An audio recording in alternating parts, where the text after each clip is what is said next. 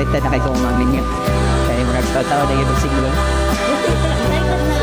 Wala nang stress. See you. See you later guys. Wala nang makilala ka, aming mahal. Di ako mapalagay sa kakaisip ko sa'yo. Lagi na lang ikaw ang alaala ko.